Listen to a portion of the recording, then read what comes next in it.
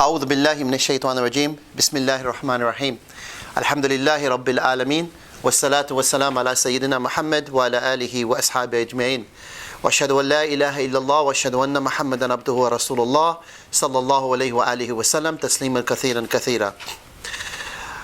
My dear brothers and sisters, inshallah, I'm going to speak about what is sihr. Sihr translated meaning black magic, for those people who speak Urdu, jadoo, and what are the effects of sihr and the types of sihr as well. Sihr itself is magic which has been done by a magician. It can affect anybody. It can affect a nabi, it can affect a liar, it can affect a mu'min, it can affect a kuffar, it can affect basically anybody that you can imagine, black magic. And it is rampant in the Muslim community, especially amongst the Indian subcontinent. For example, India, Pakistan, Bangladesh, and also certain African countries that exist out there, like for example Morocco, Saudi Arabia, some of the Arab countries like Saudi Arabia as well. And in fact, you will see all over the world, in all countries, that the black magic is actually instigated, and it's actually rampant amongst the Muslim community as well. When somebody is inflicted with sihr or black magic, they will see something false appear that appears to be real. It causes delusions, it causes illusions. So somebody who's inflicted with black magic could begin to see things which are not even there. Sihr itself is also a set of knots, okay, which are tied in with shirk. So the magician himself will actually tie it in with shirk. And there's also words which are uttered from the magician, not normally Quran, because we're talking about shirk here. And sometimes it's actually written in the form of ta'aweez. And you've seen some ta'aweezes, we're going to speak about it in another video, inshallah. Sihr will affect the heart as well as the mind. And it comes into you without any contact. So the word sihr itself comes from sihri, something which is hidden. So because when somebody actually does sihr to you or upon you, it's actually hidden. It's not in reality that you see it happening to you. So no one's going to come up to you and turn around and say to you, I'm going to do sihr on you.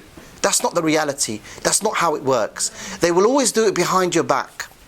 And they will always try to cause many problems with sihr. For example, sihr itself, according to many of the scholars, causes good health to sickness, and even to the extent it can actually kill as well. It can also basically cause division between husband and wife, mother and son, son and daughter, and son and mother and son. It could cause many other type of problems as well. And the most common type of sihr which actually exists out there is the sihr of tafriq. Sihr of tafriq itself is one of the most nasty type of sihr. It's actually mentioned in Surah Al-Baqarah, verse 102, where it talks about splitting man from his wife. And that is the worst type of sihr. And that is the number one objective of the shaitan. Why is it the number one objective of the shaitan? The number one objective of shaitan is to split husband from wife, because he wants to break the halal contract between husband and wife. And we know the hadith of Rasulullah sallallahu alaihi wasallam, where the shaitan's throne, arsh, is actually in the bahar, it's in the sea.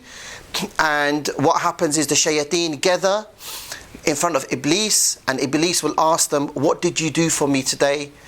And each shaitan will get up and say, I did so and so, I did so and so, and said so and so. Iblis would turn around and say, sit down, sit down, sit down, sit down. And eventually one shaitan will get up and he will say, I did it.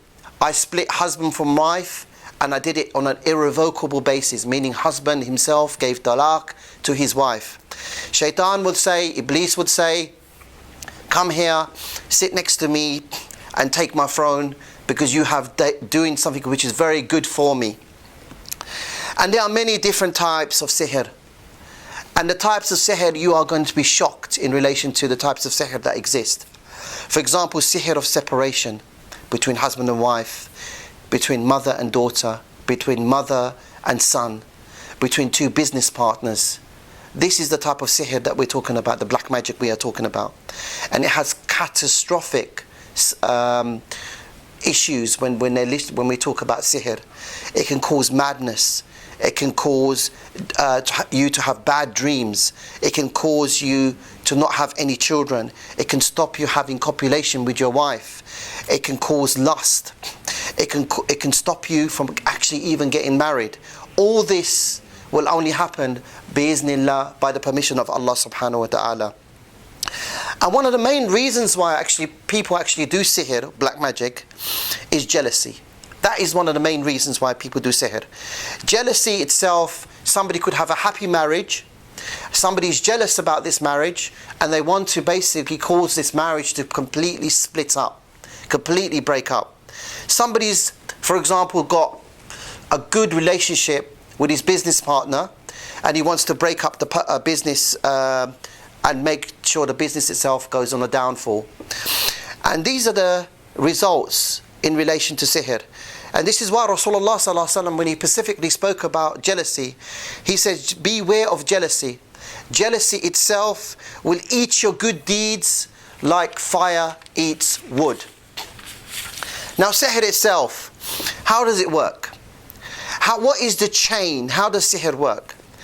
You know how it works. It's very simple. The first thing you will have the instigator. The instigator could be auntie, could be uncle, it could be someone that hates somebody's marriage, for example. And they want to plot and they want to plan and destroy this marriage completely. You have the instigator. Then you have the victim, the one the sihr is targeted upon. Then you have the motive behind the sihr. What is the motive? Is the motive to separate? Is the motive to make him argue? Is the motive itself to make him stop having children? Is the motive itself to make them mad? What type of motive the person has? And then you obviously have the magician. The instigator with the motive, okay, will go to the magician. And he would say to the magician, I want to break up someone's marriage, for example. So what he will do his magic, and the magic itself will be done, for example, using the DNA of the person. For example, some old clothes, or even some fresh clothes with a little bit of sweat on there. The mother's maiden name will be used in many cases, and the magic will be done. And then that magic itself is always assigned with a particular jinn. And the jinn himself will come in, ordered by the magician, to cause these problems. Once the jinn enters into the body, the first thing the jinn will do is actually go straight to the brain. Once it goes to the brain, it can begin to control the whole body. So he would start causing waswasa. Waswasa itself basically means severe whispering to the person. For example, if it's sihr of tafriq, which is separation between husband and wife, the jinn inside the body, which is normally a shaitan, will turn around and say, hate your wife, argue with her, cause problems with your wife, and so and so. And this in reality is what sihr is, and this is how sihr is actually done.